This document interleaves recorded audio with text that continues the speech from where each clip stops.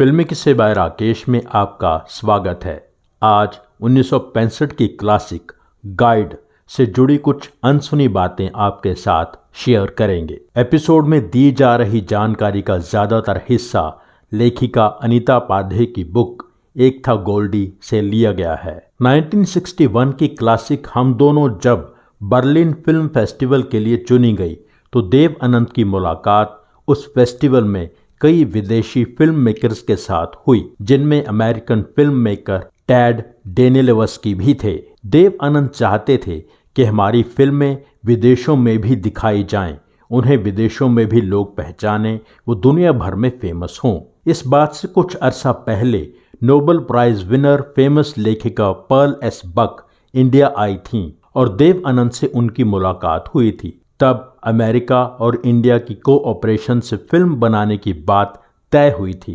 Berlin film festival के दौरान ही airport पर किताबों की दुकान से देव आनंद ने R.K. नारायण की बुक गाइड खरीदी। गाइड को पंडित नेहरू ने साहित्य अकादमी के पुरस्कार से नवाजा था। इसे पढ़ने के बाद देव आनंद को लगा इस पर फिल्म बन सकती है।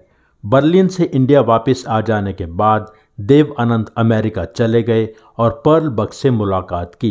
पर्ल बक ने बुक पढ़ी। यह फाइनल हो गया कि इस पर हिंदी और इंग्लिश में फिल्म बनाई जाएगी। पर्ल बक चाहती थीं कि इंग्लिश में फिल्म बनाने के लिए अमेरिकन डायरेक्टर भारत आए। इस बीच 1963 में नवकेतन ने एक और शानदार फिल्म बनाई थी, तेरे घर के सामने, जिसके डायरेक्टर विजय आनंद ही थे। गाइड की बात पर लौटते हैं। टैड डेनिलेवस्की को इंग्लिश फिल्म के लिए डायरेक्टर फाइनल कर लिया गया। देव आनंद चाहते थे कि इस फिल्म का सारा काम विजय आनंद संभालें। देव आनंद ने विजय आनंद यानी गोल्डी से कहा कि R.K. नारायण का नॉवल पर्ल बक और टैड दोनों को पसंद आ गया है, तुम भी पढ़ लो। गोल्डी इस प्रोजेक्ट के लिए ज़्यादा एक्साइटेड नहीं थे, फिर भी गोल्डी ने नॉवल पढ़ा और उन्हें पसंद नहीं आया। गोल्डी ने देव आनंद से कहा, नॉवल में रोज़ी बहुत जल्दबाजी में राजू गाइड से प्यार करने लगती है और शादी भी कर लेती है, और भी बहुत सी बातें हैं जो जम नहीं रही हैं। इंटरनेशनल लेवल की फिल्म बनाने के लिए ये सब्जेक्ट ठीक नहीं लग रहा, हमें कोई और कहानी भी मिल सकती है। देव आनंद ने कहा, फिल्म के लिए पर्ल बक ने स्क्रीन प्ले लिखा है, तुम उसको भी एक बार पढ़ लो। गोल्डी ने पर्ल बक का लिखा स्क्रीन प्ले पढ़ा और उन्हें बिल्कुल भी पसंद नहीं आया। गोल्डी ने देव आनंद से कहा कि इस फिल्म को सिर्फ इंग्लिश में बनाइए, इंडिया की ऑडियंस को ये फिल्म पसंद नहीं आएगी, कहानी के मेन 3 कैरेक्टर नेगेटिव लग रहे हैं। देव आनंद ने कहा, सिर्फ इंग्लिश में फिल्म बनाने से मेरा पैसा वसूल नहीं होगा, हिंदी में तो बनानी ही पड़ेगी। गोल्डी ने कहा, स्क्रीन प्ले में चेंज हो सकता है। देव आनंद ने कहा, अब कुछ चेंज नहीं हो सकता। गोल्डी ने पूछा, शूटिंग के समय पहले शॉट कौन लेगा? देव आनंद ने कहा, वो लोग हमारे मेहमान हैं, पहले टैड शॉट लेगा इंग्लिश फिल्म के लिए, फिर तुम शॉट लेना हिंदी फिल्म के लिए। गोल्डी सोचने लगे कि कलाकारों का चयन, लोकेशन, कैमरा पोजीशन, शॉट सब कुछ वही लोग करेंगे, तो भारत का डायरेक्टर क्या सिर्फ उनके शॉट की नकल करेगा? ये तो भारतीय डायरेक्टर की इंसल्ट है। पर यह बात गोल्डी देव आनंद से कह नहीं पाए। हिम्मत करके गोल्डी ने इतना ज़रूर कहा कि मैं इस प्रोजेक्ट में बिल्कुल भी इंटरेस्टेड नहीं हूँ, इसलिए मैं नहीं कर पाऊँगा, आप किसी और को डायरेक्टर ले लीजिए। देव आनंद ने कहा, मुझे तुम्हारी ज़रूरत है गोल्डी, तुम मना कर रहे हो, उन लोगों को इंडिया आने तो दो, काम शुरू होने दो, कुछ लगा तो तुम रीशूट कर लेना। गोल्डी चुप रहे। अमेरिका से टैड और उनका यूनिट इंडिया आ गया। कलाकार चुनने के लिए टैड को कई हिंदी फिल्में दिखाई गईं। कहानी की नायिका डांसर थी, इसलिए देव आनंद वैजंतीमाला को चुनना चाहते थे, पर टैड ने कहा, ये तो बहुत मोटी लग रही हैं, ये नहीं चलेंगी। टैड ने लीला नायडू को फाइनल किया। देव आनंद ने समझाया कि लीला नायडू डांस नहीं कर सकती, उसकी स्टार वैल्यू भी नहीं है, मेरी फिल्म अच्छे रेट पर नहीं बिकेगी। टैड ने कहा, मैं फिल्म में डांस दिखाऊंगा ही नहीं, न्यूज़पेपर की कटिंग इस्तेमाल करके ये बता देंगे कि लड़की फेमस डांसर बन गई। देव आनंद नहीं माने। उन्होंने कहा, मुझे डांसर हीरोइन चाहिए जिसकी जोड़ी पर्दे पर मेरे साथ लोग देखना चाहें। फाइनली वहीदा रहमान पर आकर बात रुकी। वो वैजंतीमाला की तरह फेमस डांसर नहीं थी, पर वो डांसर थीं। सायरा बानू ने कहा था कि देव साहब और गोल्डी इस बात से इनकार करेंगे, पर टैड ने 2 बार मुझे गाइड की ऑफर दी थी। गाइड नॉवल साउथ इंडिया की कहानी थी। आर के नारायण की कहानियों में मालगुडी ही फेमस जगह होती थी। आर के नारायण से बात हुई तो उन्होंने भी यही कहा कि साउथ इंडिया में ही फिल्म शूट करनी चाहिए। देव आनंद ने टैड को समझाया कि साउथ इंडियन चेहरे और तरह के होते हैं, मेरे नयन नक्श वैसे नहीं हैं, मेरा रंग साफ है, वहाँ धोती कुर्ता ही मेन कॉस्ट्यूम है, मुझ पर वो बिल्कुल सूट नहीं करेगा। टैड को बात समझ आ गई। राजस्थान में फिल्म शूट करना फाइनल हुआ। प्रोजेक्ट आगे बढ़ रहा था तो गोल्डी की बेचैनी भी बढ़ रही थी। सब कुछ टैड के हिसाब से हो रहा था। गोल्डी की नज़र में टैड में कोई खास बात नहीं थी। भोले भाले किसान के रूप में टैड ने के.एन. सिंह को चुन लिया। गोल्डी ने टैड से कहा कि के.एन. सिंह बहुत फेमस विलेन हैं, लोग उन्हें विलेन ही समझेंगे, उनकी पर्सनैलिटी भोले भाले किसान वाली बिल्कुल नहीं है। पर टैड नहीं माने।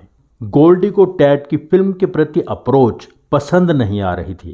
तंग आकर गोल्डी ने देव आनंद से कह दिया कि देव पापा, ये फिल्म मैं नहीं कर पाऊंगा। वो देव आनंद को देव पापा ही कहते थे। गोल्डी की बात सुनकर देव आनंद हक्के बक्के रह गए। नवकेतन के यूनिट ने गोल्डी को समझाने की कोशिश की।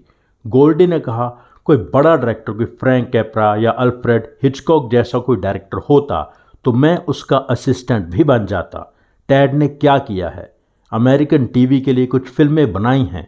गोल्डी के फैसले से देव आनंद गुस्सा हो गए और गोल्डी से बात करनी बंद कर दी। देव आनंद ने राज खोसला को बुलाया। राज खोसला देव आनंद के बुलाने पर बहुत खुश हो गए। राज खोसला मान गए कि टैड जो इंग्लिश फिल्म के लिए शॉट लेगा वो मैं हिंदी फिल्म के लिए लूंगा। जब वहीदा रहमान को पता चला कि हिंदी फिल्म के डायरेक्टर राज खोसला हैं तो वहीदा ने देव आनंद से कह दिया कि मैं फिल्म में काम नहीं कर सकती क्योंकि मैं राज खोसला के साथ काम नहीं करूंगी। 16वां साल की शूटिंग पर दोनों के बीच अनबन हुई थी, ये आपको इस एपिसोड में भी बताया था। देव आनंद ने राज खोसला को बताया। राज खोसला वहीदा रहमान से माफ़ी मांगने के लिए तैयार थे, पर वहीदा ने राज खोसला से मुलाकात करने से ही इनकार कर दिया। राज खोसला ने देव आनंद से कहा कि मेरी वजह से इतना बड़ा प्रोजेक्ट खराब ना कीजिए। राज खोसला ने फिल्म छोड़ दी। अब जो नाम सामने आया वो था देव आनंद के बड़े भाई चेतन आनंद का।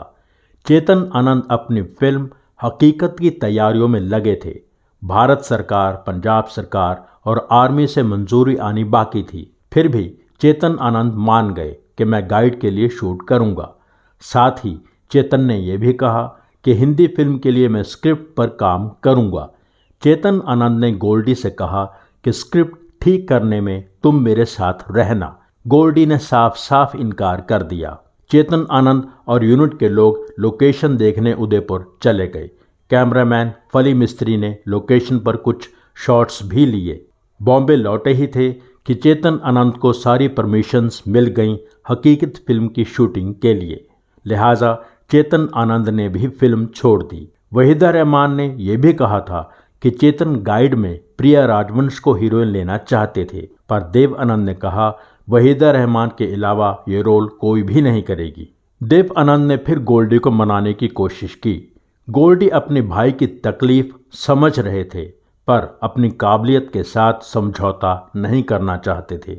गोल्डी ने प्यार से देव आनंद को समझाया कि एक शॉट लेने में जितना समय टैड को लगेगा उतना ही मुझे लगेगा। जितनी शूटिंग टैड करेगा उतनी ही मैं करूँगा। 2 दिन का काम असल में 4 दिन में ही होगा।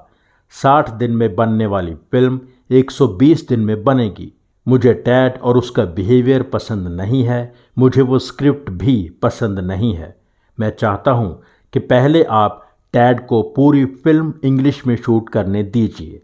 जितने शॉट वो लेना चाहता है ले, उसके बाद मैं हिंदी में फिल्म शूट करूँगा। समय तो लगभग उतना ही लगेगा जितना साथ साथ शूट करने में लगता, पर मैं अपने हिसाब से स्क्रिप्ट में चेंजेस करूँगा और शॉट्स भी अपने हिसाब से लूँगा। मुझे गाने भी शूट करने हैं। गाने पूरी फिल्म शूट करने के बाद शूट नहीं करूँगा, सब कुछ साथ साथ ही होगा। आप चाहते हैं कि मैं गाइड बनाऊं तो मैं ऐसे काम करूँगा। देव आनंद जान गए कि गोल्डी ठीक कह रहा था।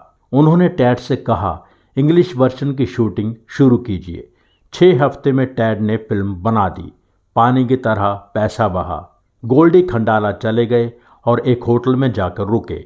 18 दिन वहीं रहे और अपने हिसाब से फिल्म की स्क्रिप्ट तैयार कर ली। स्क्रिप्ट लिखते हुए गोल्डी ने नॉवल को आधार नहीं बनाया, मेन स्टोरी में भी बहुत बदलाव किए। इसके बाद काम कैसे आगे बढ़ा, गाने कैसे बने, पर्दे के पीछे और क्या क्या हुआ, आने वाले कुछ एपिसोड्स में गाइड से जुड़ी बहुत सी अनसुनी बातें आपके साथ शेयर करते रहेंगे। आज के एपिसोड में बस इतना ही। एपिसोड लाइक ज़रूर कीजिए, शेयर कीजिए। जिन दोस्तों ने चैनल सब्सक्राइब नहीं किया है, चैनल को प्लीज़ सब्सक्राइब कर लीजिए। Thank you so much for watching.